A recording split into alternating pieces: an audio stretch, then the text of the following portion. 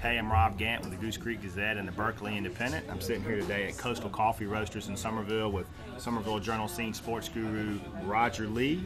We're going to talk a little bit of football from Week 0 and Week 1.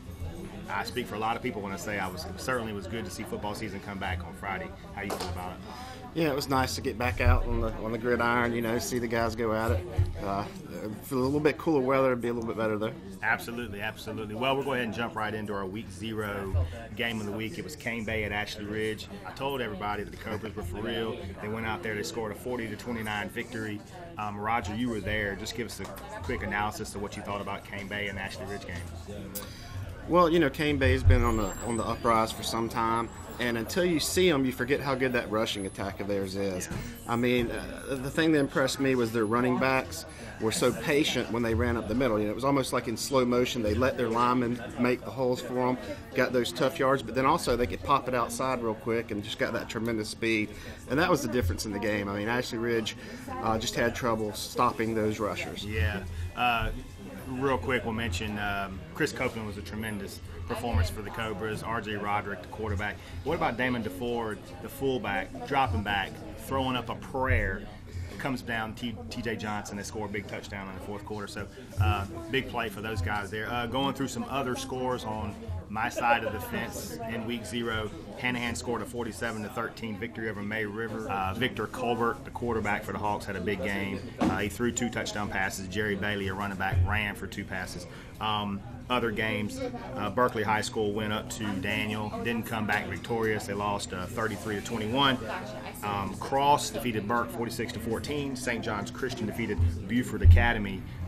Great game from Cavaliers quarterback Mikey Smith. He did his best Deshaun Watson impersonation, accounting for 6 touchdowns for the Cavs. One more game, Timberland went up to North Myrtle Beach, didn't come back victorious. They lost 28-13, but they did put up a good fight. They fixed some turnovers. I think Timberland will get it figured out this week. What happened on your side of the fence? Well, we've already mentioned Ashley Ridge, and that was a good performance from Ashley Ridge against Cane Bay. Just 1 or 2 plays away, they could have won that game. Didn't, had some guys do well, but it was a tight game, and then Cane Bay pulled away at the end. Other action, Fort Dorchester went to Statesboro, Georgia, played Sandy Creek. That was another shootout. I know, it's amazing. DeCarrion Joyner, 444 passing yards. His 2 main targets were Raekwon Simmons and the Colleton County transfer Justin Williams. Yeah.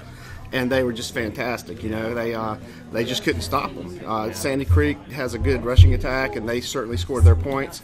But the Fort defense, some of those guys, their linebackers are real tight. They got some big guys up front, and they buckled down in the end to get that win for Fort Dorchester. Somerville went to Spartanburg, another close game. Unfortunately, Somerville had 4 fumbles, 2 right on the goal line, and that's pretty much the difference in that game.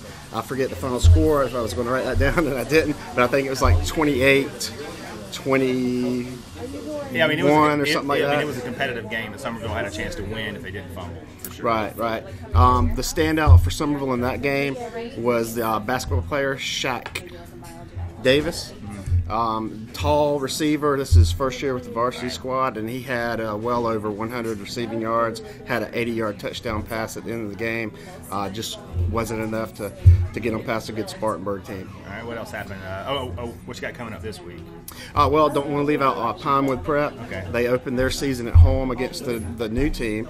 Not Oceanside, not Coastal, as I had mentioned last week. I'm going to get those guys mad at me. Oceanside is the new Mount Pleasant school. Right.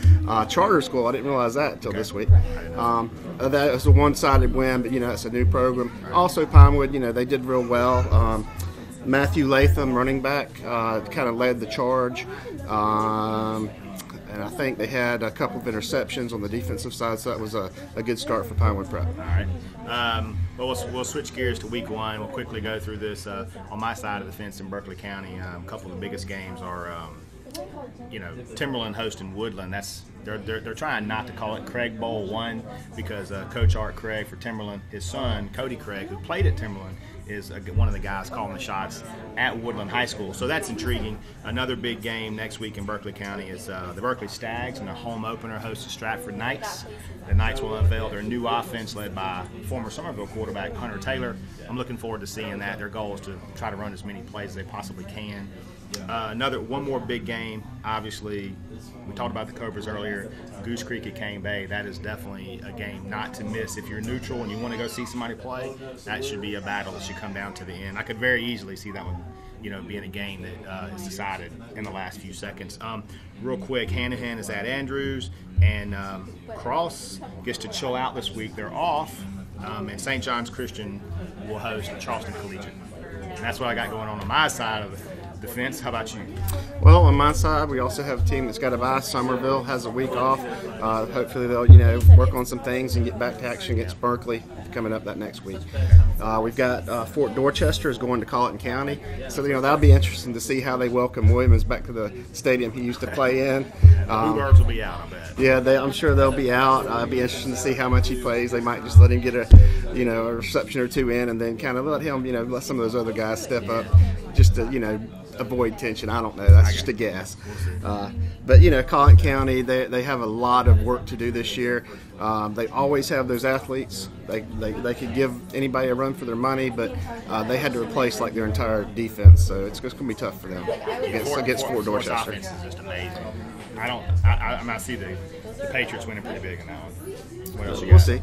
We also have Ashley Ridge is making the long trip to Bowling Springs. That's a team they played in the first round of the playoffs last year, and they knocked Ashley Ridge out of the playoffs. Bowling Springs is just kind of on a streak. At the end of last year, they won 6 of their last 8 games. Got put out by Fort Dorchester in the second round. So they've just got some serious weapons. But we don't want to forget Hakeem Ellington in that game against Cane Bay last week. He had over 100 return yards and 100 receiving yards. So, Ashley Ridge has its weapons. The freshman quarterback in place of Russell Montgomery. I don't know who's going to get the start at Bowling Springs, but if it's Duncan, then he's got one game under his belt. He was certainly threw some nice passes in that game against Cane Bay. Looks like he knows the offense. I'd say, though, it's going to be interesting if they dial up the pressure. How is a freshman going to, handle that? Because that's something that Bowling Springs can do. They can put the pressure on you. Yeah. And the final game is Pinewood Prep at Northwood Academy. That's going to be kind of an interesting game. I'll let you talk about that in a minute. But I see that game as one that either team can win. Pinewood, went all the way to the finals last year. Lost some key players, but they've got their quarterback back, Jack DeMuzio.